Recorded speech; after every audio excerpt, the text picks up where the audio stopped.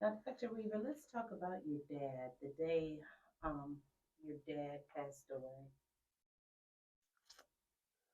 Wow. Hmm.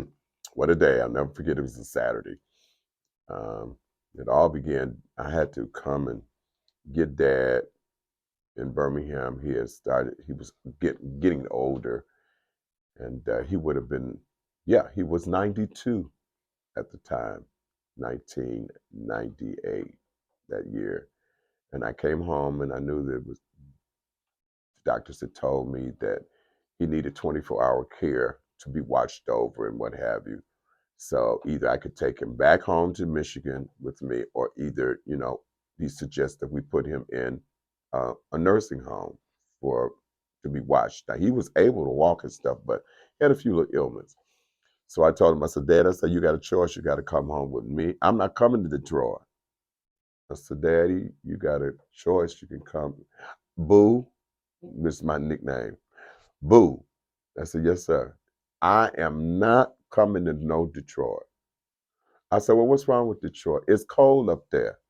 I said, well, yeah, Daddy, it is cold up there. I said, but we sell coats. He said, we sell them too. We sell all kinds of coats here. I done got you all kinds of coats from a little boy on up to a grown man. He said, if you going down there, town now, you get you a coat. I said, Daddy, I said, well, then that means that I'm gonna have to let you go into to this home. You can't go back home. So that worked. So we took Dad. Dad went to the home and got adjusted for about a week. And then all of a sudden he got a little, uh, got ill. So I had to come back to Birmingham again to check on him, and we put him in the hospital.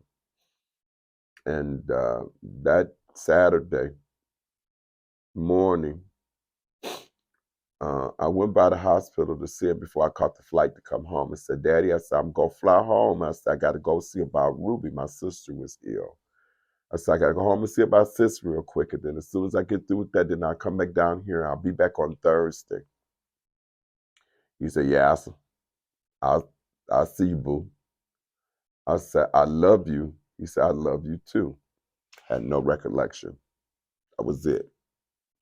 I got on the plane and I came home. And when I got off the plane, pagers were in, the most popular thing. We didn't have no cell phones like we do now. So I was instructed to give a call. So I gave the call back. The hospital told me, hey, your father is shutting down health wise, and devastated me.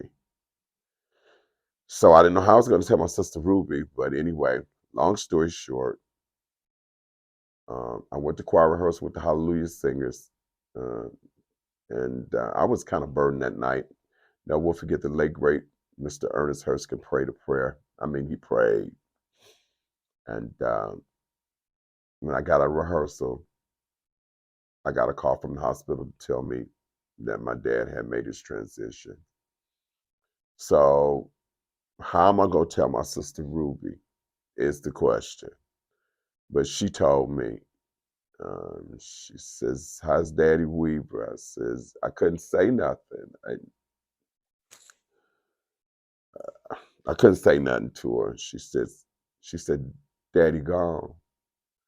And I said, yes. She said, I knew it. She said, I could feel it. She said, I'll talk to you later. I says, okay. So I finished his service. That was hard to do. And then 2 months later,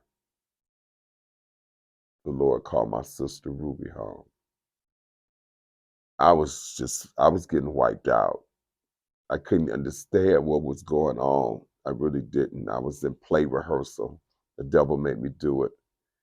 Regina Bell, Glenn Jones, Vanessa Bell Armstrong, the cast. We were getting ready to go on tour. I mean, man. And I received the text. Same way again. Call this number. And texts kept coming. Just kept coming. Call, call, call. My nephew was on tour with Stevie Wonder playing. So I went and called And I just remember the woman saying to me, "Are you Mr. Weaver?" I said, "Yes." "Is Miss Ruby McAfee your sister?" I said, "Yes." She said who she was. She said, "She's expired." That's that's all I can remember. I don't remember what happened after that. My godfather, Rudolph Hawkins, said that it was like pandemonium. Um, they had to tell him all the rest of the details. It just shut rehearsal down. That's why I'm thankful for him today. He was there in my time of need.